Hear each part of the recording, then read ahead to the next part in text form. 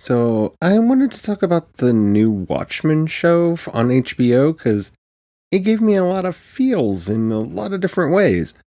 But I think I'm going to let that sit and probably talk about that tomorrow.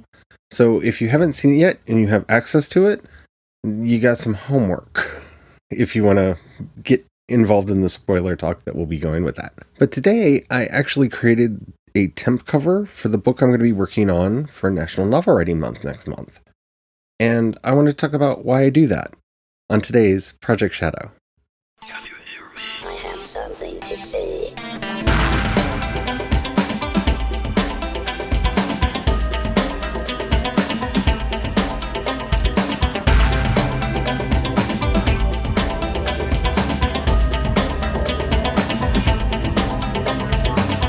Project Shadow starts now. Hello, everyone. How are you doing today? My name's Charlie. You might know me better as sci-fi fantasy writer C.E. Dorset, especially if you're reading my new book, Crucify My Love, which is the first book in the Mask of the Gods series. Book 2, Sanctify My Sins, is already written and currently in editing.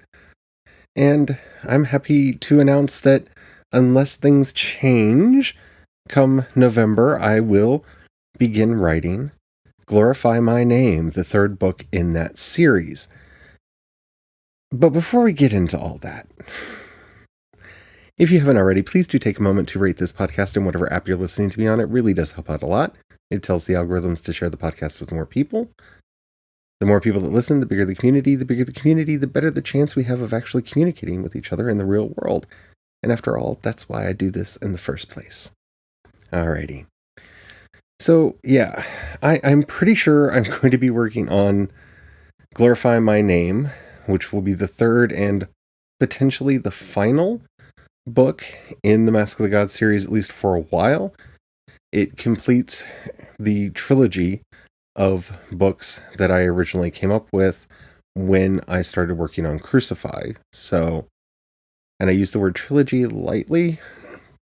I mean, the stories do feed one into another, but it is not a trilogy in the traditional sense of the term, in that it's a part 1, part 2, and part 3 of the same story. It's 3 stories that each build on each other to what will hopefully be a satisfying climax in Glorify My Name. And I spent today I spent the last couple days playing with, and today I actually finished what I'm going to be considering the temporary cover for the book. And this is something that I have done for my National Novel Writing Month projects for a while. It's something I actually do for all of the projects that I work on. And there's a weird reason for that. It gives me something to aspire to. You see, the most ecstatic thing for me as a writer is not to publish the book. It's actually not even selling the books. It is the very selfish and narcissistic feeling of holding a book that I've written in my own hand. I love it. It is one of the things that helps get me through the process of writing and editing and doing all of the other stuff that goes into writing, the whole craft and process. And one of the things that I've learned about myself is when those demons of doubt come up, and we've talked about them previously on the show. One of the things that helps me get through and actually get a book written is to be able to pull up on my phone or on the computer the cover art for the book that I'm working on. And when I say cover art, I do it as if it is the final cover art, and sometimes it is.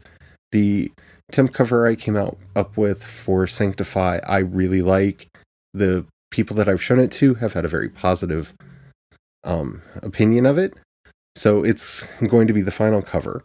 The one I did for Crucify, I actually changed after the book came out. And that does happen sometimes. But the point of the entire process is for me to be able to hold the book in my hand. And in doing so, to kind of goad myself into continuing writing in those dark points in the writing process, to find a way to push forward so I can actually have a physical, tangible, finished book in my hands. It's a weird thing that motivates me and gets me going, and I don't know how many of you it will help, but it's one of those things that has become such an integral part of my process in writing that I really wanted to share it with you. Now, I have done book covers in a lot of different ways. I like to draw, I like to paint, and I have drawn covers in the past. I have painted covers in the past. I use 3D rendering software to do a lot of my covers here recently because it allows me to have the freedom of worrying about lighting and posing and really perfecting the image that I want, as opposed to simply drawing and redrawing, which can take a lot of time. It speeds the process up. Now, those rendered images then go through a mammoth amount of post-processing to get exactly the way that I want them to get. So it is rare that I actually ever really have the final version of a book done, a book cover done, prior to, the book actually coming out, being written. But I really enjoy the process. And I think this is something that you might want to try, especially if you're somebody who doesn't think of yourself as artistic, because you're eventually going to have a cover for the book anyway. And even if it's just stick figures or a copy and paste job where you're cutting images from various other things together and doing kind of a collage. I know a lot of people do mood boards and stuff to help motivate them through a project. For me, getting to see a cover is better because it is the end goal. The end goal is not just to take the time to write this, but to publish it, to get it out into the world. So I would highly recommend for you to find some way, if you can, and if you're interested, to try to make your own cover.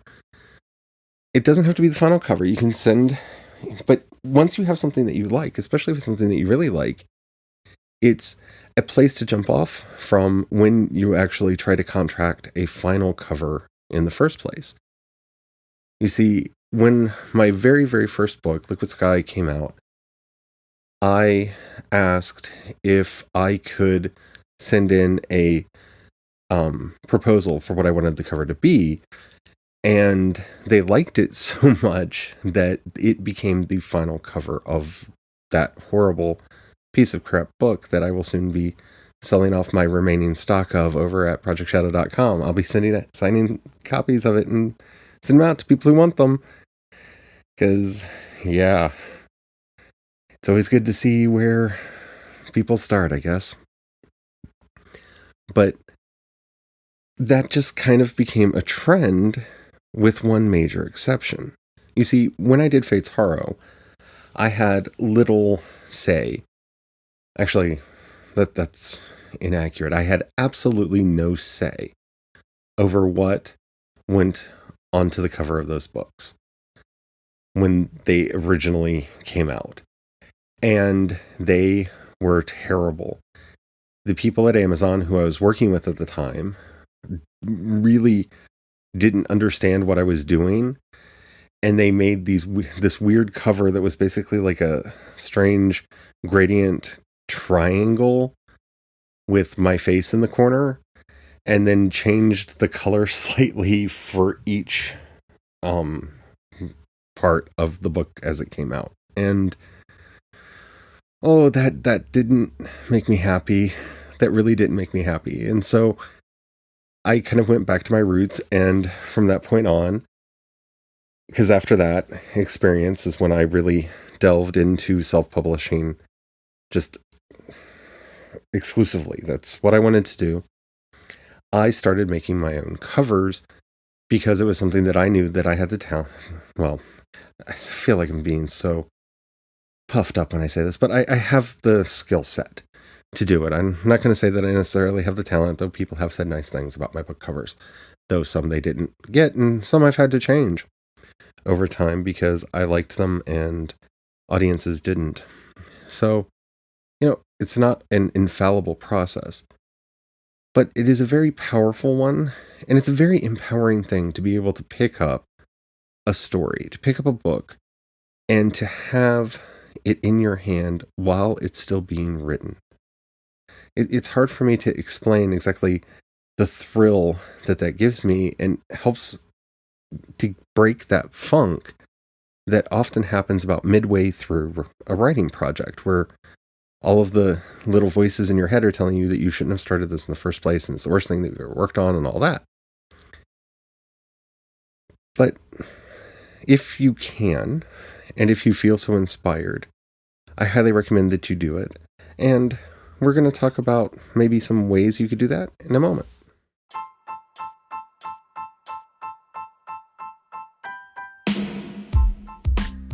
So one of the things that you may want to look into, though it is not free, but it's one of the tools that I rather enjoy using, is something called Daz Studio. You can find it at daz3d.com, and that's DAZ3D.com. And they're not sponsoring this episode, though as much money as I've given them over the years, they could sponsor me, because I've used them a lot. But they allow you to use whatever you render out of it as a 2D image, copyright free. So you can make your book covers in there. You can make any artwork that you want to in there. The thing is, you can't use it to make an animated movie without buying an animated license. You can't use it to make a video game without buying a video game license. But as far as doing straight up renders, and you own those. You can do whatever you want to with them. So they are a product that I have used extensively in the past, mainly because they let me focus on the things that are important to me. While the characters that are in there may or may not look exactly like the characters that are in my head, and sometimes I go through extreme lengths to make them look like the characters in my head. But whether or not they look like the characters in my head, they let me focus on the things that are important, and that's composition and lighting, and exactly how I want the covers to flow, and exactly what I want them to look like. And over the years, as I've used them, their tool has gotten so much better and has really allowed me to get my vision out. And I've talked about this before as a self-published writer. One of the most important things that you can do is have your own unique vision. That everything should look like something that came from you and not like something that came from somebody else, because all we have is our reputation, and as much as I hate the term, all we have is our brand.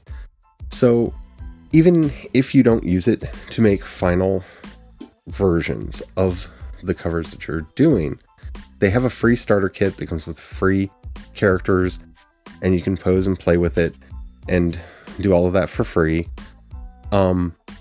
Even if you don't make your final version with this, it might help you when talking to an artist to tell them what you really want. Because I know, because I do some contract work for people, when they tell me what they want me to work for them, to do for them, it can be really tricky because they don't have a firm image in their own mind.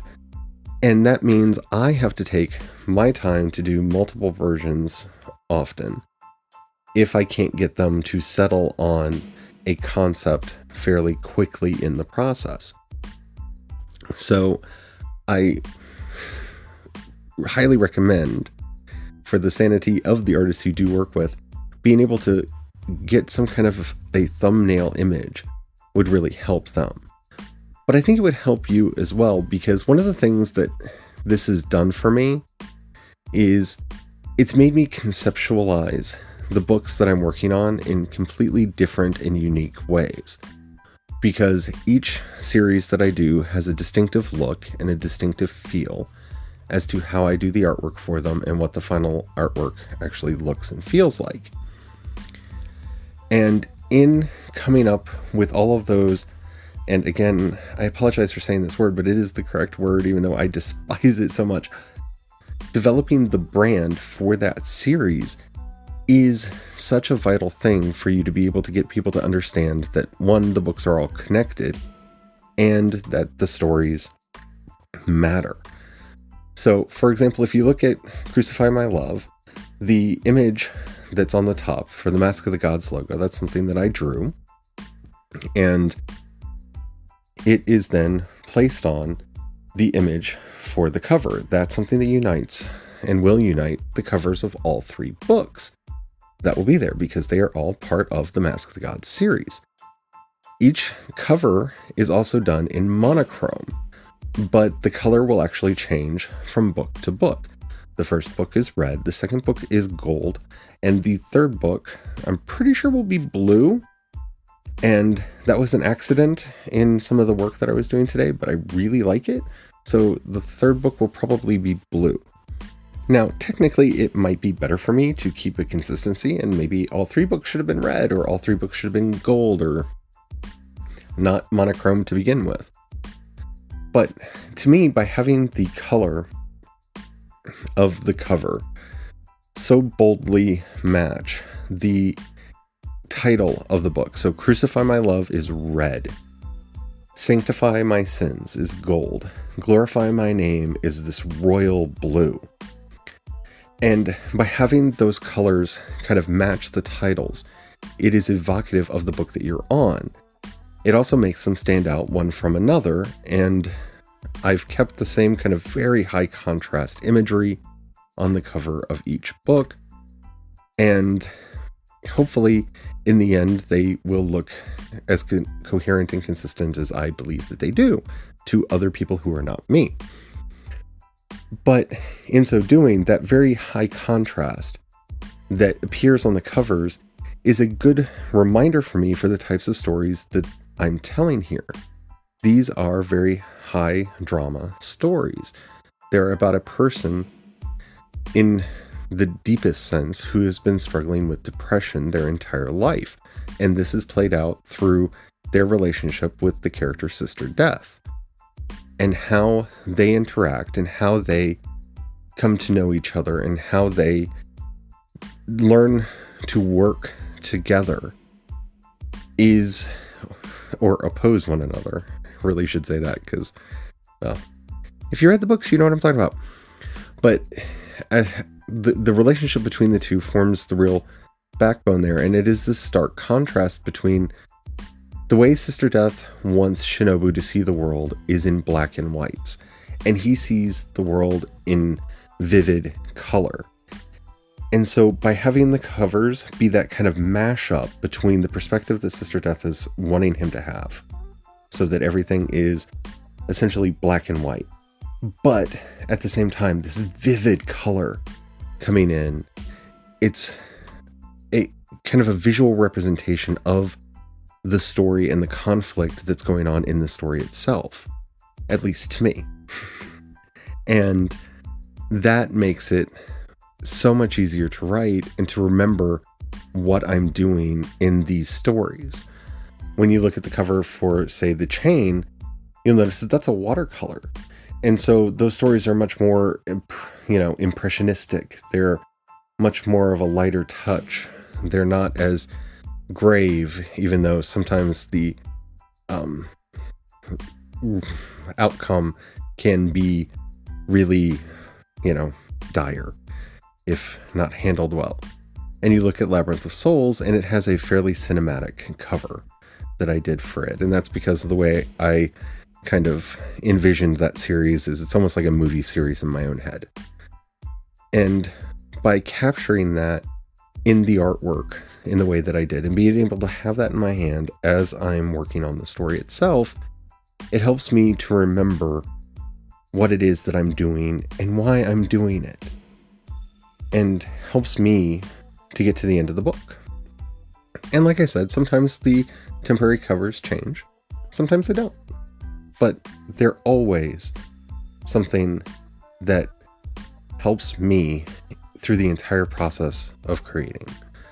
So whether you do it like I said, with stick figures, whether you do it as a collage or if you have the artistic skill to try to throw something together, I recommend that you try it. Try to slap something together for a cover for your work in progress and have it there with you as you're working as motivation to get finished. I'd really be curious to see if it helps people other than me. Alrighty. I hope you enjoyed this episode. If you did, and you haven't already, please rate the please rate the podcast in whatever app you're listening to me on. It really does help out a lot. If you have any questions, comments, or topics you'd like to hear discussed on the show, in the show notes you'll find a link to the voice message system. Keep it short, keep it clean, so I can use it on the show. I would love to hear from you. If you would rather to hit me up on social media, I am CE Dorset on both Twitter and Instagram, and you can find links to everything that I do over at projectshadow.com. If you have $1 you can throw my way, it really would help out a lot. In the show notes, you'll find a link to both the Patreon and the listener support page. The difference between the two is people on Patreon occasionally get stuff.